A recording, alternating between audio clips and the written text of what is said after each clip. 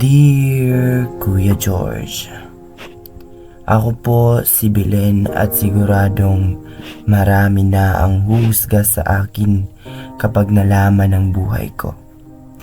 Hindi po kasi ordinaryo ang kwento ko. Ako po ay nagtatrabaho bilang isang pokpok. Isang trabahong pinasok ko dahil sa matinding pangangailangan at dahil nararamdaman kong wala na akong ibang pagpipilian. Lumaki akong mahirap, Kuya George. 6 kaming magkakapatid at ako ang panganay. Sa murang edad natutunan ko ng mag-alaga ng mga kapatid ko at tumulong sa bahay. Namatay ang tatay ko nang ako'y bata pa at ang mama ko pilit kaming binuhay sa pamamagitan ng pagtatrabaho bilang kasambahay. Pero kahit anong kayod niya, hindi talaga sapat ang kita para sa aming lahat. Na mag-18 na ako, pumasok ako sa mga trabahong kaya kong gawin. Nagsimula ako bilang service crew sa isang fast food chain, pero hindi pa rin sapat ang kinikita ko. Lalo na't may sakit ang isa kong kapatid at kailangan ng mga gamot.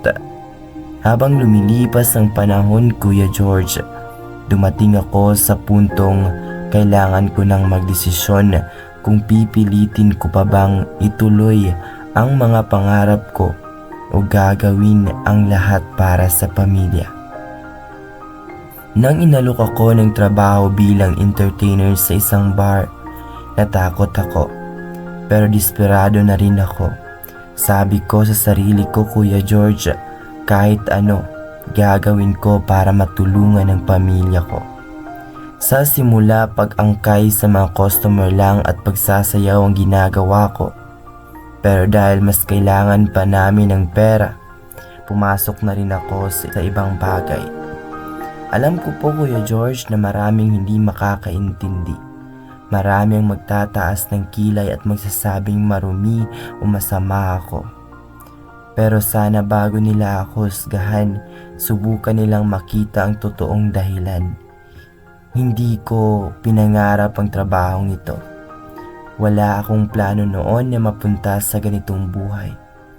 Ang nais ko lang ay matulungan ng mga kapatid kong makapagtapos ng pag-aaral, magkaroon ng maayos na buhay at makaalis kami sa hirap. Hindi ko po sinasabing tamang ginawa ko, pero minsan ang hirap ng makikita ng tamang daan kapag napapaligiran ka na ng pader.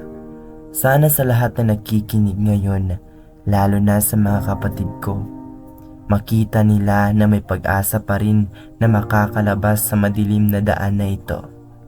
Nangangarap pa rin ako, Kuya George, na balang araw magkakaroon ako ng pagkakataon na makapagbagong buhay, makahanap ng ibang trabaho at hindi na muling gagawa ng ganito para sa pera. Ako po si Belen at ito ang aking kwento.